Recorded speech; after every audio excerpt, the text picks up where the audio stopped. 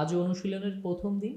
এটি একটি আলাদা সিরিজ হবে, যেখানে আমরা আস্তে আস্তে আস্তে করে বিভিন্ন ধরনের ডিজাইনের অনুশীলন করব।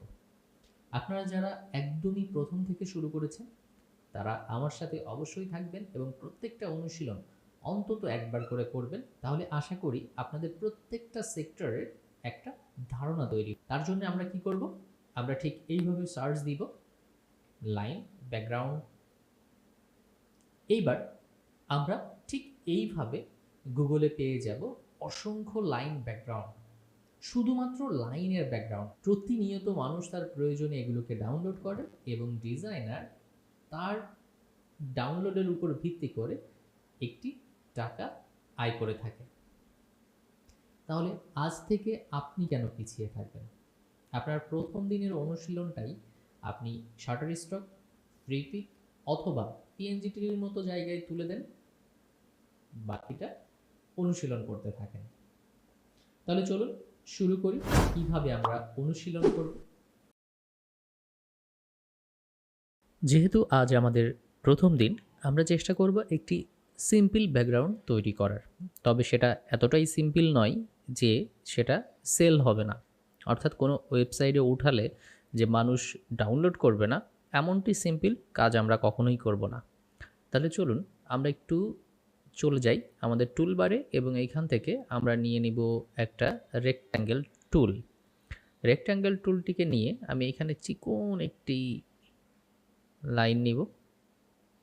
ওকে, এটাকে আমি স্ট্রোক কালার অফ করে দিয়ে আমি ফিল্ড কালারটিকে সিলেক্ট করলাম, করে আমি এখানে ডাবল ক্লিক দিয়ে আমার প্রয়োজনীয় যে কালারটা সেটা আমি সিলেক্ট করে নিলাম। ওকে ওকে এইবার আমি এটাকেই আমার কিবোর্ড থেকে অল্ট্রা প্রেস করে এবং শিফট প্রেস করে নিচের দিকে টান দিচ্ছি। তাহলে যে ঘটনাটি ঘটবে সেটা হলো একদম সোজাভাবে নিচে আসবে। ওকে, আমি এই ফিলের উপরে আবার ডাবল ক্লিক করলাম, করে এটাকে একটু লাইট কালারের দিকে নিয়ে গেলাম। ওকে, দুইটাকে ধরে আমি একটু আর্টবোর্ডের সমান দিয়ে দিচ্ছি। ওকে, তো এই প্রসেসটা খুবই সহজ। শুধু রেক্ট্যাঙ্গেল টুল নেবেন, ফিল কালার দিবেন, আর এখানে ঠিক এইভাবে একটি লাইন তৈরি করে দিবেন। ওকে, এইবার আমি কি করব? এই লাইনটিকে একটু কপি করব। পুনরায় আমি অল্টার প্রেস করে শিফট চেপে ধরে জাস্ট টান দিয়েছি, এবং কতটা ডিস্টেন্স আপনি প্রত্যেকটার মাঝখানে রাখতে চান সেটা এখনই নির্ধারণ করতে হবে, কারণ এই আমার কপি হয়ে গেল। এইবার আমি আরও একবার দেখাবো আপনাদের। অল্টার প্রেস করে আমি শিফট চেপে ধরে এবং অল্টার চেপে ধরে জাস্ট ডান দিকে টান দিয়েছি এবং এটাকে ছেড়ে দিয়েছি। এইবার আমি কি করব? কিবোর্ড থেকে কন্ট্রোল ডি প্রেস করব। তাহলে যে ঘটনাটি ঘটবে যে এটা সেম দূরত্বে পেস্ট হতে থাকবে, এবং যত সময় আপনি এই কাজটা করতে থাকবেন তত সময় এ পেস্ট হতে থাকবে। আর্টবোর্ডের উপর নিয়ে আসলাম।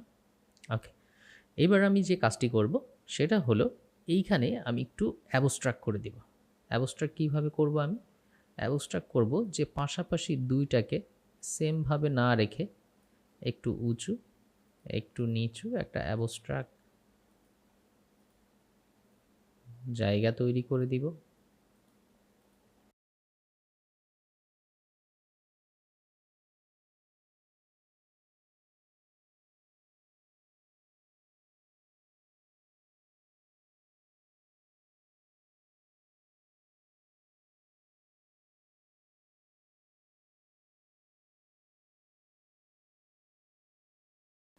আমাদের ব্যাকগ্রাউন্ড রেডি।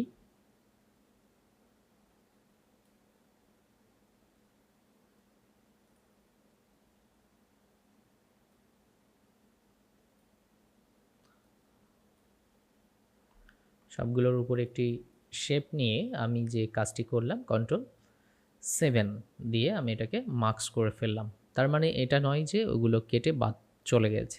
এটাকে আপনি আবার ডান বাটন ক্লিক করে রিলিজ ক্লিপিং মার্কস, অথবা কিবোর্ড থেকে কন্ট্রোল অল্টার প্রেস করে আপনি 7 দিলে পরে এটা আবার রিলিজ হয়ে যাবে। আচ্ছা, এই যে, আর এই যে। তো তৈরি হয়ে গেল আমাদের সুন্দর একটি ব্যাকগ্রাউন্ড, যে ব্যাকগ্রাউন্ডটি মার্কেট প্লেসে অসংখ্য আছে এবং আপনারটাও অ্যাড হবে একই সাথে। অন্যদের সাথে আপনারটার কিছুটা ব্যতিক্রম তো অবশ্যই হবে, কারণ যেহেতু আপনি তৈরি করবেন। তো এইভাবে করে আমরা সুন্দর একটা ব্যাকগ্রাউন্ড তৈরি করতে পারি এবং সেটিকে আমরা আমাদের অনুশীলনের সাথে সাথে সেটা মার্কেট প্লেসে আমরা তুলে দিতে পারি, যেন এটি ভবিষ্যতে সেল হলে আমরা সেখান থেকে একটি আয় করতে পারি। আশা করি সবাই বুঝতে পেরেছেন। দেখা হচ্ছে পরবর্তী অনুশীলনে। সবাই ভালো থাকবেন, সুস্থ থাকবেন।